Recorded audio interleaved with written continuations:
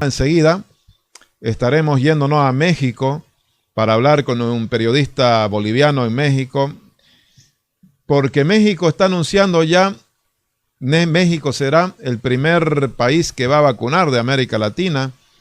Mañana también Estados Unidos comienza a vacunar. Vamos a irnos primero a México con Fidel Flores, enseguida, después de la pausa, y luego con Percy Burgos, porque Estados Unidos también se alista para la vacuna. Enseguida retornamos con Fidel, que ya lo estamos viendo, para que nos cuente qué pasa en México. Hacemos una corte y ya volvemos con Fidel. Estamos presentando Asuntos Centrales, solo los temas que importan.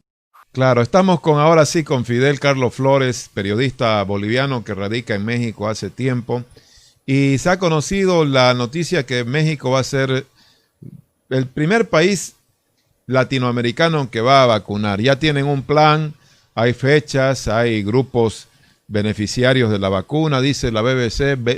Vacuna contra el coronavirus, Estados Unidos y México aprueban el uso de emergencia de la Pfizer-BioNTech. Mañana se anuncia que Estados Unidos ya comienza a vacunar.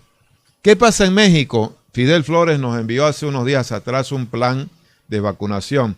Y está con nosotros Fidel para contarnos qué pasa en México. Además, los bolivianos en México, cómo están sufriendo esta pandemia.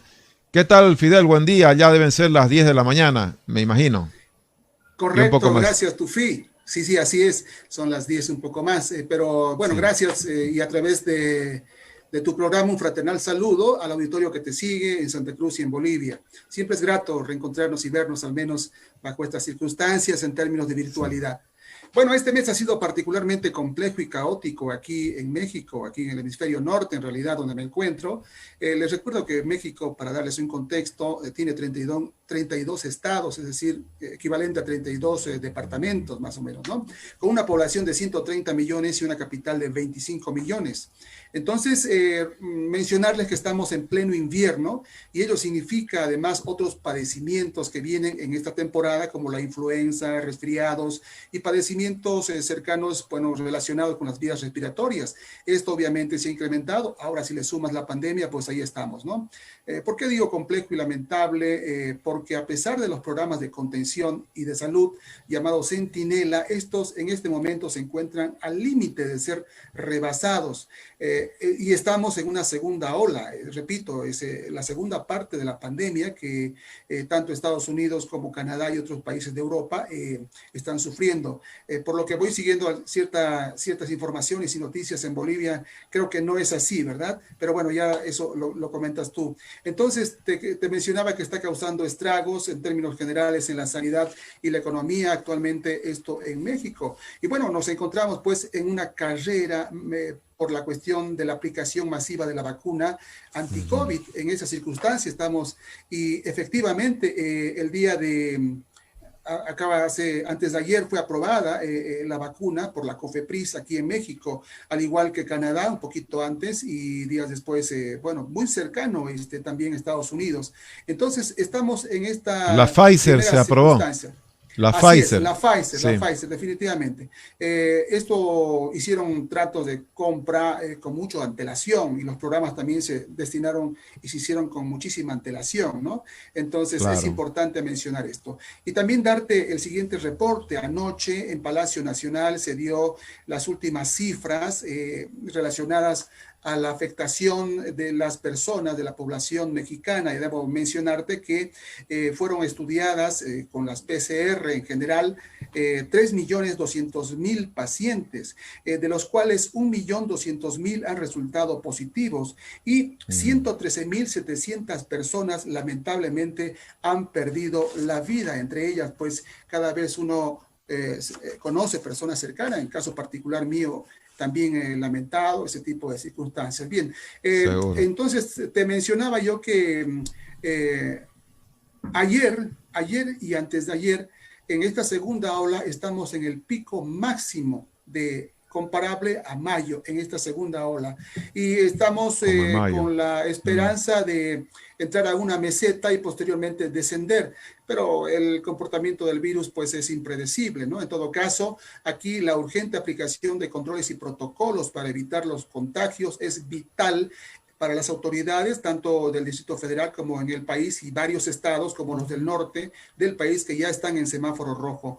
Hoy domingo la Ciudad de México prácticamente vive en semáforo rojo, es decir, estado de alerta máxima, al igual que el Estado de México y otros estados del norte del país. Por cierto, todos los locales en general se cierran a las 5 de la tarde y obviamente quedan prohibidos todo tipo de reuniones, ¿no? Entonces se está haciendo cada vez con más rigurosidad por esta crecimiento exponencial de los contagios. Bueno, en la Ciudad de México la saturación de hospitales es una realidad.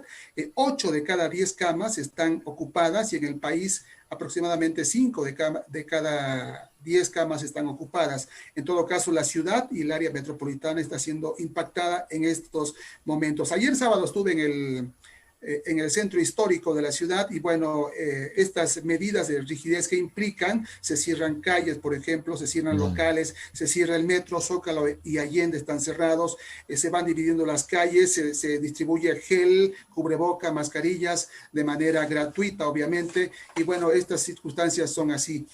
Un dato interesante, en paralelo, los medios estuvieron comentando lo siguiente, a raíz de esta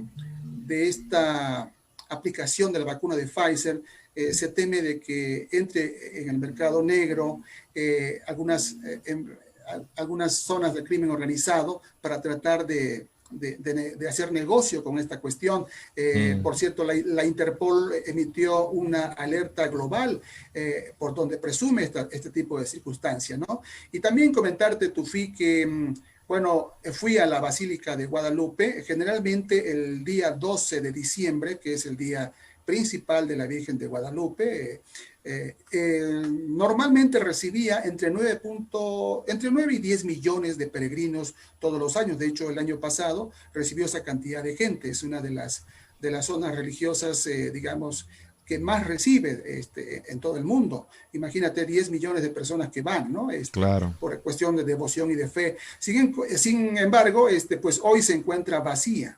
Y bueno, todos estos días estuvieron limitando muchísimo y cerraron esto. Y es impresionante ver, pues yo diría que único, es la primera ocasión que yo veo una circunstancia de ese tipo. En las 16 alcaldías de la Ciudad de México están prohibidas las reuniones sociales, obviamente los bares, y actualmente en las calles existe el sistema de perifoneo, que es con un parlante ir diciendo y recordando estos protocolos de seguridad para evitar el contagio en general, ¿no? ¿Alguna pregunta, Tufi? ¿Cuándo comienza la vacunación, Fidel, aproximadamente en México? La próxima semana, fines de la próxima semana, empieza la vacunación. La primera parte serían los médicos, el personal de enfermería, pero definitivamente estamos hablando de la próxima semana, los últimos días de la próxima semana. Ese es el plan. Y bueno, y de ahí nos seguimos, porque vamos a estar todo el 2021 con esto hasta cubrir el 75% de la población en general del país. Ese es el exacto. Objetivo. ¿Y para las fiestas de fin de año hay algún tipo de restricción para la noche de Navidad, para el Año Nuevo?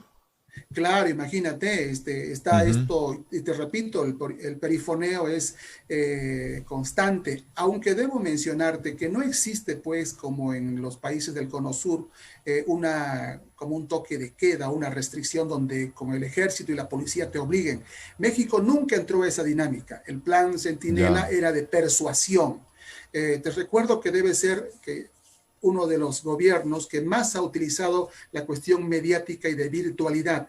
El presidente Andrés Manuel López Obrador todos los días ofrece una conferencia de prensa abierta, totalmente abierta, 2 horas aproximadamente, en donde obviamente le pregunta y responde sobre las distintas circunstancias y aparte invita a su gabinete para que de manera directa fluya la información, ¿no? Y no solamente eso, sino que después viene una conferencia de informe todos los días en Palacio Nacional también sobre la cuestión de la salud. Entonces, las cifras que te estoy dando son cifras oficiales de anoche.